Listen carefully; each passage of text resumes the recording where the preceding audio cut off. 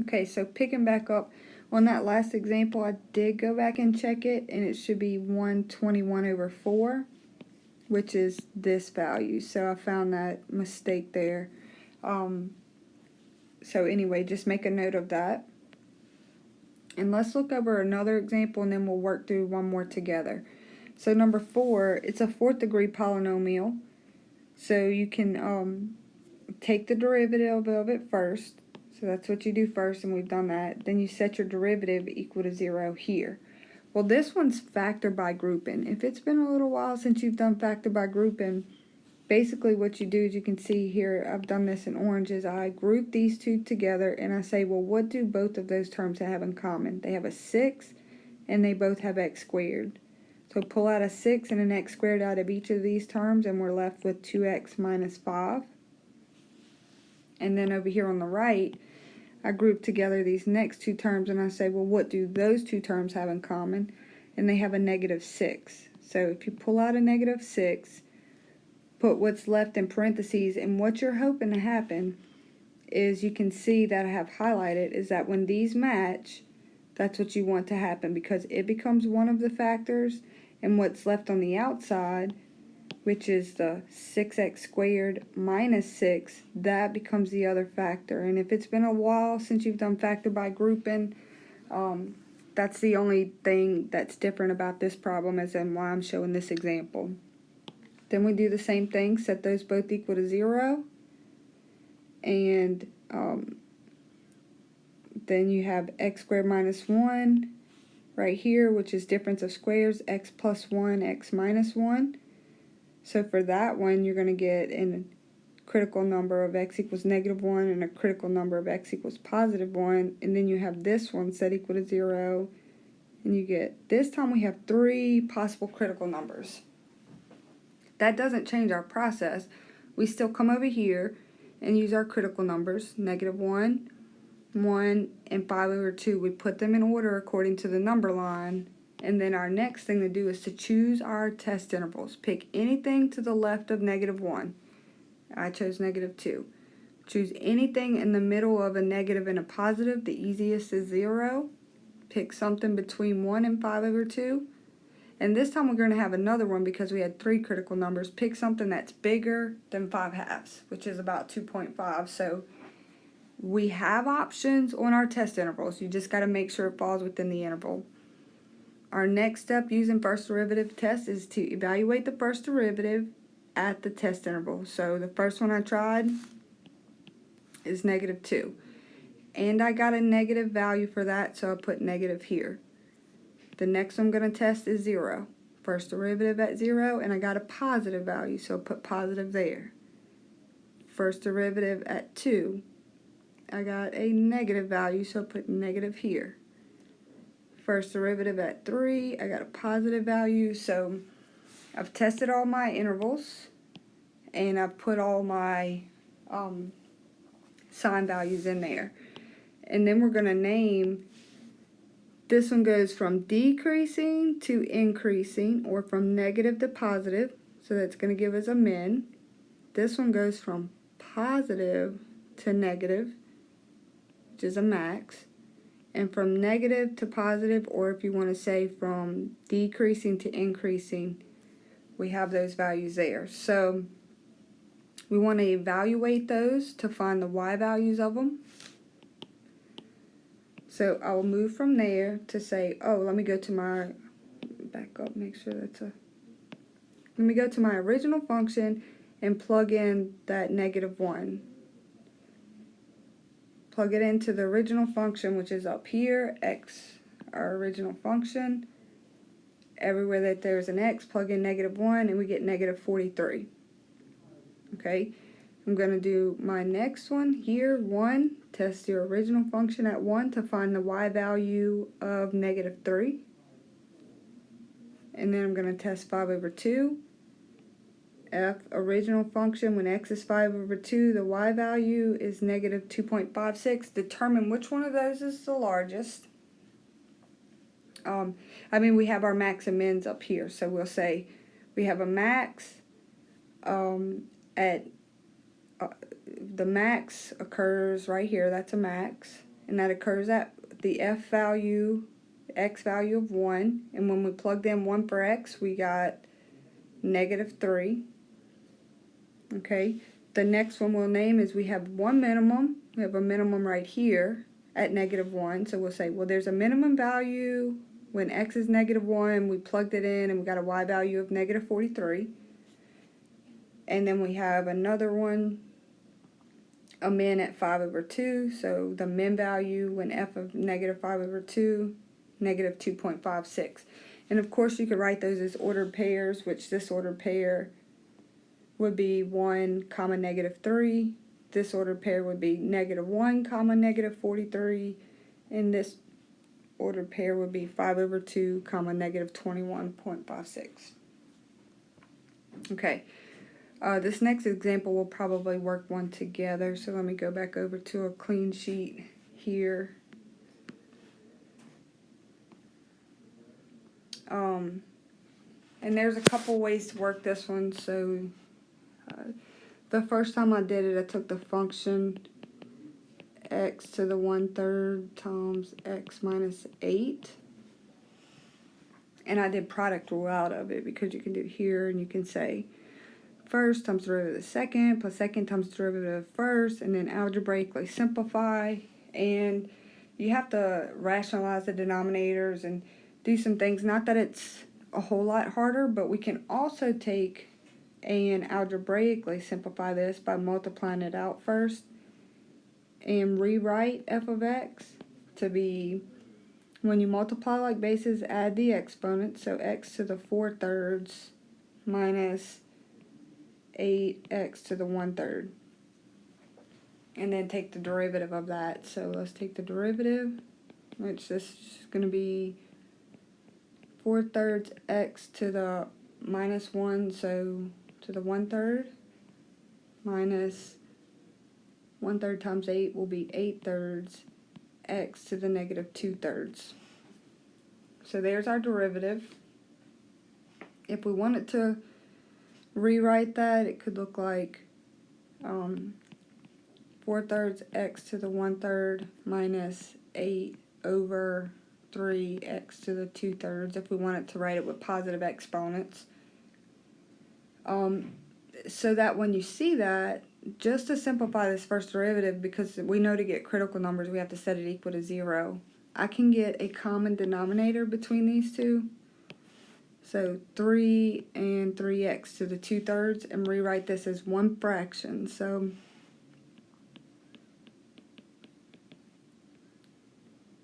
which would be 3x to the 2/3 would be our common denominator. Now this one has a 3, but it doesn't have the x to the 2/3, so I need to multiply the numerator times x to the 2/3. So if I did that, I would have 4 x to the 2/3 times x to the 1/3 would be x to the 3/3, which is just x to the first power. Okay, for this one, it's already over the common denominator, so I just have minus 8, which if I pulled out a factor there, I could pull out a 4.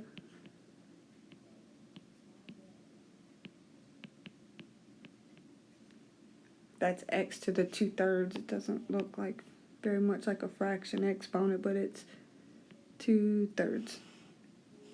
Alright, well that's our first derivative. So if we take that and set it equal to 0, 0 is equal to get a possible critical number, right? So we're still trying to get a critical number. If I cross multiply it here, I'm going to be left with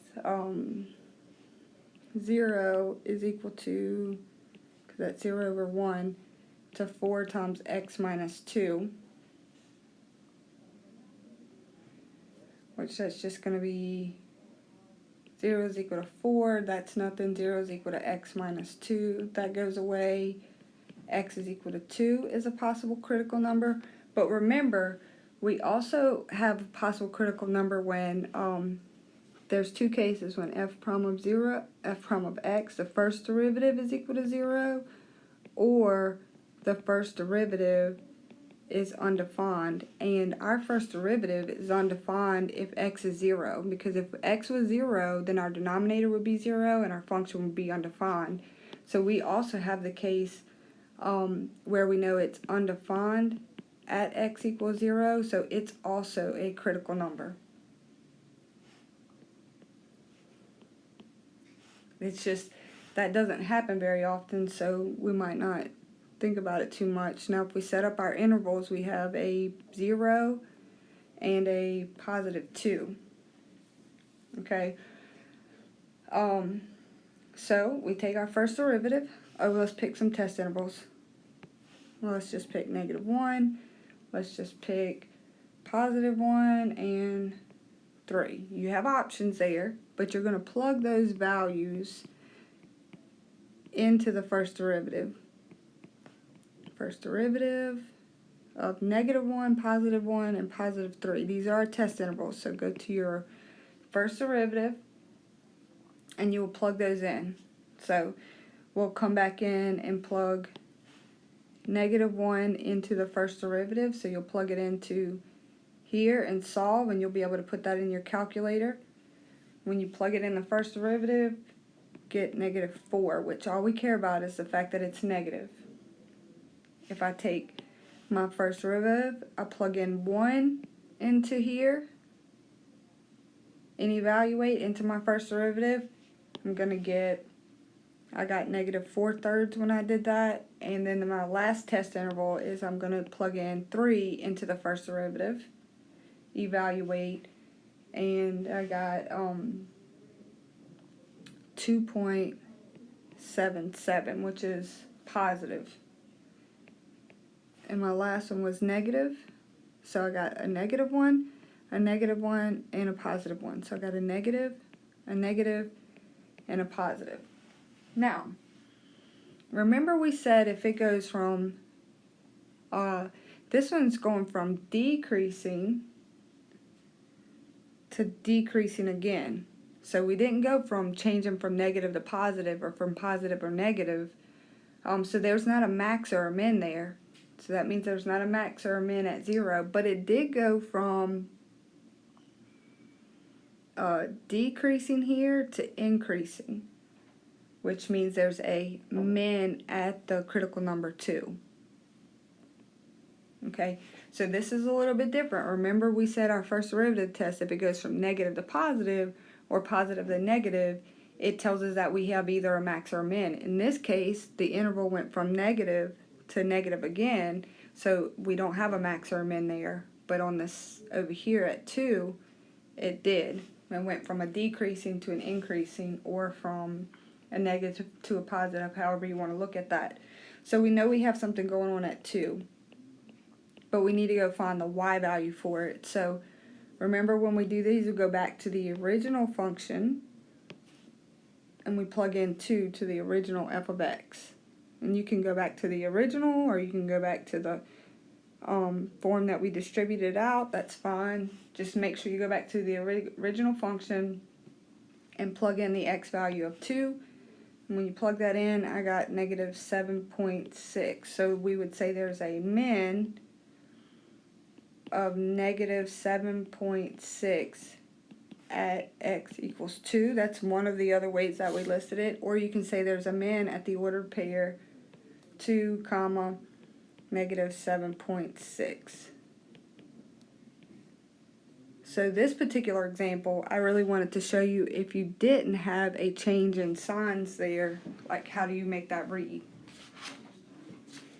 Okay. And the last thing that you'll have on these kind of examples, it'll say here's an example. It'll give you descriptions and it wants you to sketch. Okay, let's say it tells us f of 3 is equal to 5. F of 5 is equal to 0. F prime of 3 is equal to 0. F prime of 5 is equal to 0. And f prime of x is less than 0 if x is less than 3 or x is greater than 5. And the first derivative is less than 0, which that just means decreasing. If 3 is less than x, it's less than 5. Okay, so they give us these descriptions and they want us to do a sketch. So I'll let you be jotting those down while we just look at this. And the first thing is f of 3 equals 5. So let's just, when x is 3, y is 5. So x is 1, 2, 3, y is 1, 2, 3, 4, 5 approximately. So let's just go 3, 5. Okay, that's pretty basic. F of 5 is equal to 0. So when the x value is 4, 5, the y value is 0. So this would be 5, 0. That takes care of that. Done those two. Now, the first derivative at 3 is equal to 0. Okay, so what I can do with that is, that means the slope at 3, when x value is 3, it means at this particular point, my slope is going to be 0. And for this one, it's saying the same thing. The first derivative, remember first derivative means slope of the tangent line, when the x value is 5, is also 0. So I'm just going to put a dash right here to kind of represent a 0 slope.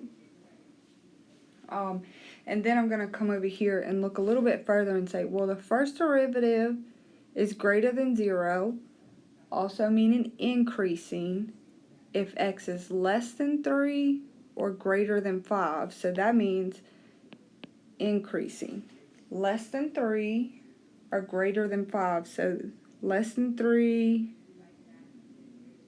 increasing. I know I'm going to hit a slope of 0 up there, so it's going to give me a max or a min.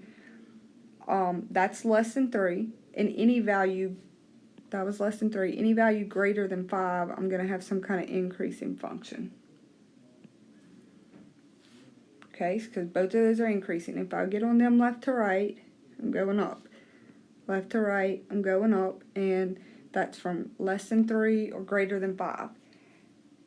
This other portion, if the first derivative is less than 0, that means decreasing when you're in between 3 and 5. So it's a decreasing function from 3 to 5.